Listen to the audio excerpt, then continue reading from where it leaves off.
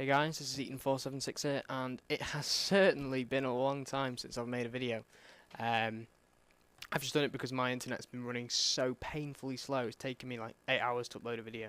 So I stopped for a while and thought, you know what, it's going to be a long time since I get internet, and I didn't buy a HD PVR, just let it sit in front of my on my desk, not doing anything. So put it to good use. I got a PS2 off my sister's boyfriend. So I just wanted to replay one of the epic games from my childhood and put it on YouTube, which is indeed Yu-Gi-Oh! Duelists of the Roses. I love that game. I could not put it down. I know. I was just a big fan of Yu-Gi-Oh! When I was a kid. Admittedly, you know, still kind of like it now, but don't collect any of the cards or anything like that these days. But yeah, let's go.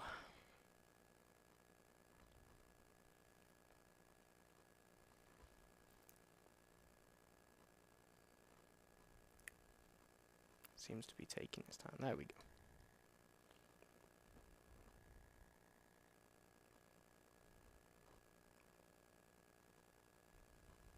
Now, I'm sorry, I'm gonna have to watch this intro because this is just like a blast from the past.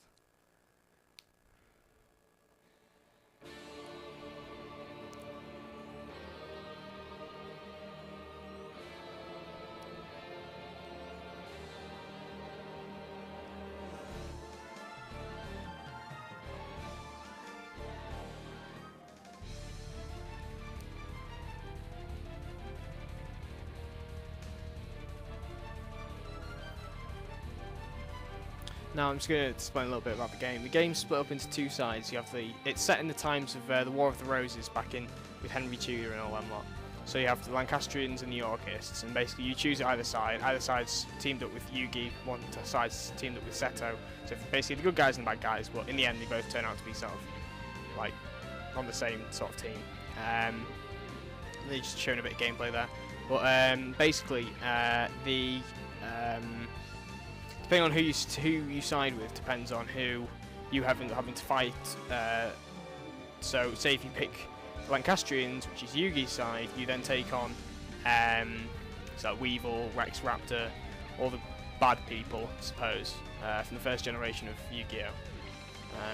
You have to fight them on these big battlegrounds, you know, with all the different terrains, forest, wasteland, Sogun, you know, all them lot, using various decks. You can choose at the start, which actually determines of what you decided as what you put your name down as. So looking at the back of the case here, actually, the decks depend on you. If you look at any of the sponsors or anything, if you put, say, if I called myself Kunami, you know, because obviously they made the game, or you see at the bottom there, Kazuki Takahashi, I think that's probably pronounced. If you put your name as that, you can actually get some really good decks, because that's how they program the game.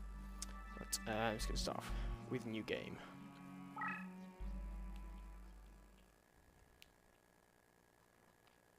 Well, obviously I'm just going to call myself Mike and just see what decks I can choose from there. Okay, I'm not going to lie, these I'm going to be here forever if I read through these, so I'll skip. Basically, long story short, talks about Seto Kaiba, bit of the Yorkists, Yugi and Lancastrians. My requested a High Druid to help do the spell ritual. And we're at Stonehenge now. Just say this game has got like nothing to do with the original Yu-Gi-Oh! Apart from the decks, the cards, the players. But the whole history and the story is just completely off. This guy's in it either. He looks really weird. Ooh. Alright, per power. There's Truth But Legend, there's Duelist, Lady Margaret. This is the druid that she... Is this a rose duelist? This is the druid that she summoned. Like to be known. Right, I'm just going to call myself Mike. Good if I can spell my own name. Mike.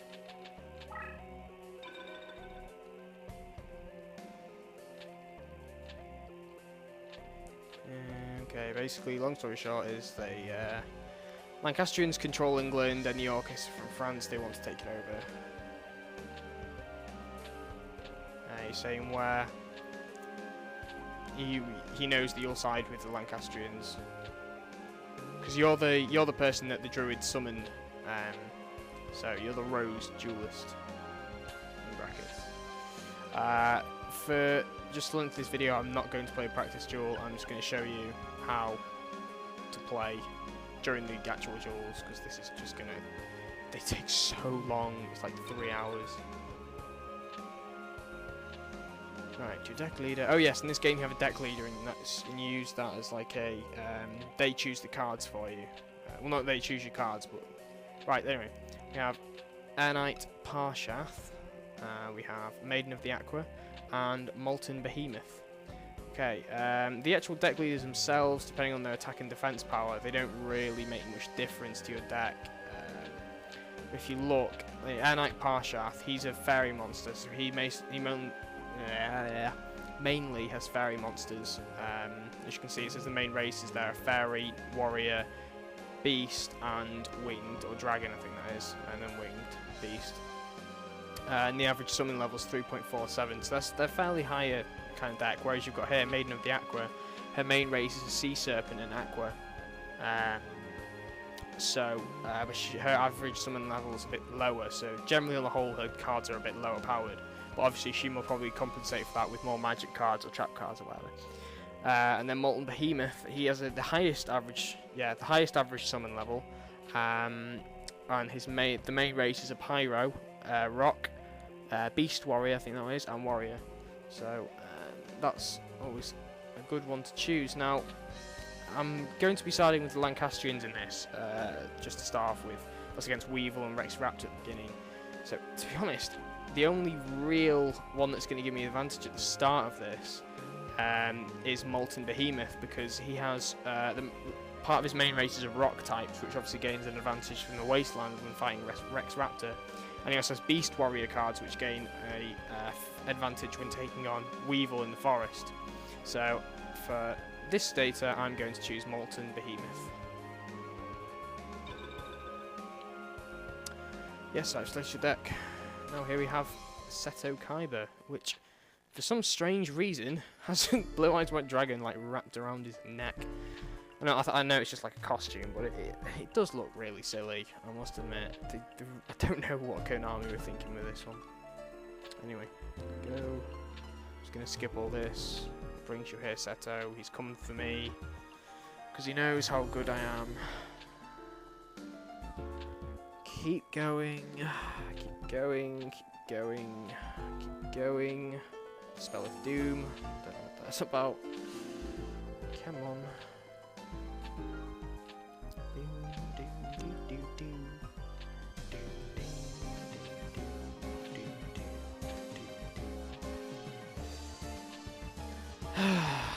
If I actually read through this would take me so long.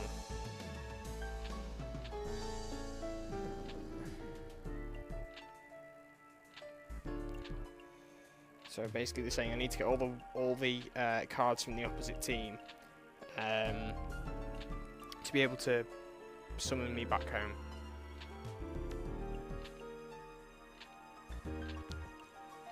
And they're basically having debate now which side I'm going to choose. Because Seto's the Yorkist, sorry, and Simon McMoran is the Lancastrians. Come on, offer you a choice. Here are the two there we go.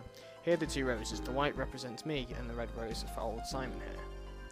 For the sake of justice, choose the red rose. Stand by my side, duelist. Choose the white rose. Told you for this duel, for this game, I'm going to be siding with the Lancastrians. How disappointing. Ah well, you made that choice and I respect that. For now, I will guarantee you're safe. Ugh. Sorry about that.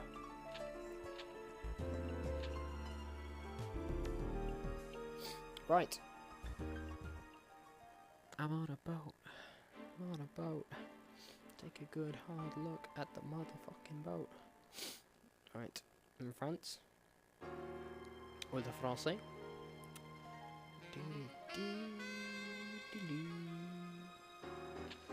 Like I represent Prince Yugi. We have Prince Yugi. I love his hair. Okay.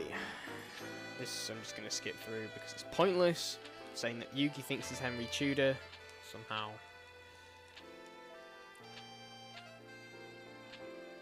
Yes, yes. Okay. Cool. Saying that our deck limit should not exceed our opponents, so whenever you see an opponent, they'll have a deck cost, and your deck has to be below that because each card has a amount that it's worth, and only so much. Say like Blue Eyes or a Dragon will have like 56 deck cost, whereas Flame Swordsman only have like 36 because it's a weaker monster. Right, so we land. Whoa, Molten Behemoth is huge. Okay, I'm sure about 10 minutes are on. I'll have time for a duel. Yes, I think I will. Oh, 841, exactly underneath Weevil. Right, I'm just going to save this just in case things decide to crash. It's a good idea to save whenever you have the opportunity. Save completed. Wicked. Right. Okay, I'm going to start battling Weevil Underwood. Fair to face the sting of my insect deck. Okay.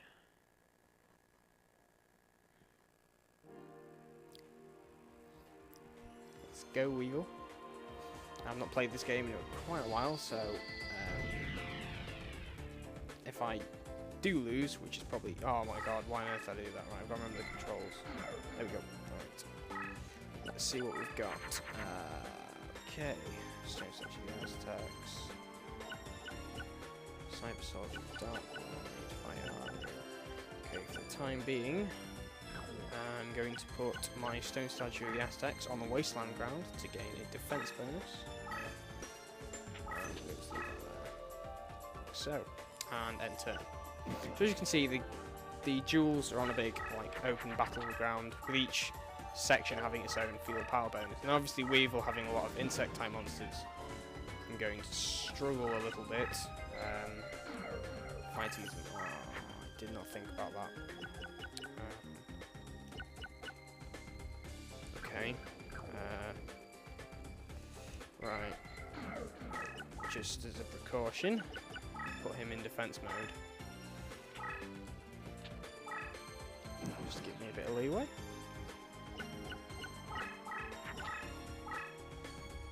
Now, what Weevil likes to do, as you can see, he goes to the very first battle. Yeah, I wasn't really planning to win this one. It was just sort of to prevent him from attacking my deck leader, which you wouldn't have from that range. But it's always good to just have some sort of defense. But going into the first fight, we're gonna watch it. Got the creepiest smile.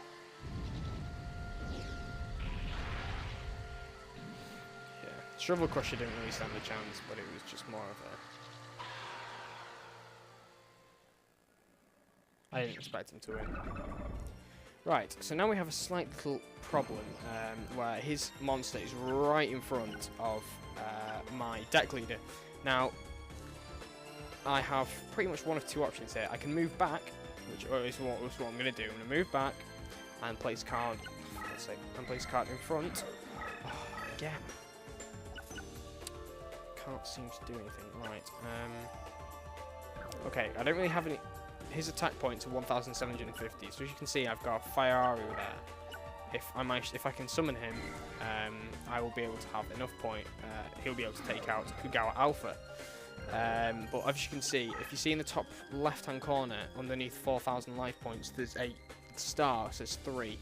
It says every turn you gain 3 rank points, and this card here, as you can see, it changes. It says it's got a summoning level requires 4. But I have 3 at the minute, so I've got to wait till next turn to be able to summon it. But considering Kugawa Alpha is in forest terrain, which boosts his attack and defense points, it also allows him to move. Whereas normally you only be able to move 1 space, he can move not 1, but 2 spaces. So this puts me at quite a respectable disadvantage. So I'm going to have to put another card in defense mode. until I figure out, until I can move him there. So then he attacks Stone Statue of the Aztecs and does not succeed. Now, as I was saying before, Weevil likes to go into this corner here, and he likes to put Cocoon... Well, he waits until he gets Cocoon of Evolution. If anyone watched the actual series for Yu-Gi-Oh!, they'll know that Cocoon of Evolution transforms into Perfectly Ultimate Great Moth, which then abuses everything. So the aim is, when you're fighting Weevil, to kill him before he summons... before he gets out Cocoon of Evolution, because it's pretty hard and tough to beat, you know. I don't really know this deck very well. I was kind of foolish, actually, to jump into a duel without giving the deck a good look over and knowing what my strategies could be. But I was sort of pushed for time. I kind of wanted just to get, you know, show you some gameplay beforehand. Right, okay. We're still on 3, so it makes no difference. But I am going to leave it there, and we will come back to this at a different time and my next video. Thanks for watching, guys. Please comment, rate, subscribe. Cheers.